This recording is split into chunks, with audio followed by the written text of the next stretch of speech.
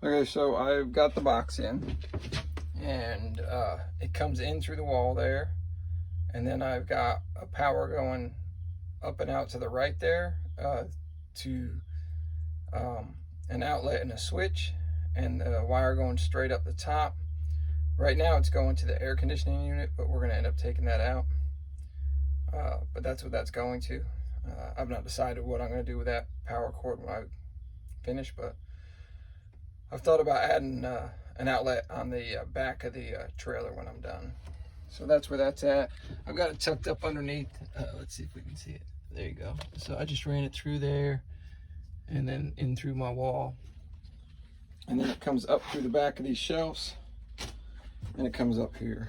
And right now I just have this connected. I don't have the light switch. I've not decided which set of lights I want to put in here. I want to put a set of LEDs, but I've not decided which ones. And then that cord goes back down out with power to it, and it comes across here, across the top of the cabinet. I said across the top, but across the bottom side of the top of the cabinet. And then I've got it coming into this outlet here. And that was also that I'll be able to attach a charger in there to charge that battery when I'm not using it. So I'm going to put just a charger on it. And of course I got the vacuum hooked up to it now that I was vacuuming with. But on the outside, let me just give you a quick glance of the outside here. That's it plugged in, so you can just see we got a power cable. So we're going to switch that out. That was just one I had here real quick that we were using before for the charger, so we hooked it up just to test it. But everything went good, and that's the finished product. I hope this will give somebody insight on how to do it. Let's see, I'm about $60 in to put them all in. That's the conduit, the connectors, the shore plug, and the different outlets. And of course I did put the up here, I put USB outlets up here so that when we got stuff sitting up here we can charge phones or whatever when we got it plugged in.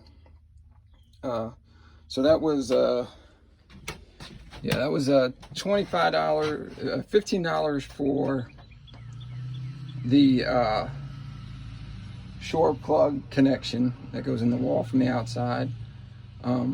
That box right there and the cover were $7. The box up there, that was another $10. This box over here was like $4. I had that plug at the house, so I didn't have to pay for it. I had that switch at the house. USB was $14 and the conduit was $30, so that's more than 50. What is it? That's 16, 20, 30, 40, so $70 total. So I mean, for me it's gonna add $70 worth of convenience for me. That's what it's doing. So we tend to plug our trailer up every time we come back, so that's why we did this. I hope this will help you, give somebody an insight of how I did it. Just a simple way to run it. I'm not adding a huge system in here. I'm just adding a couple outlets. So I just want an easy way to put the extension cord through the wall. That's all. And this is what did it. I went with the conduit instead of thin wire, just in case anything gets banged up against it or anything, it won't short it out.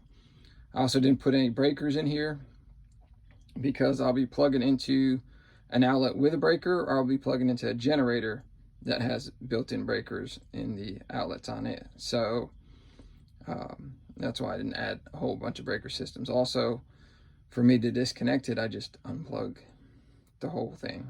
So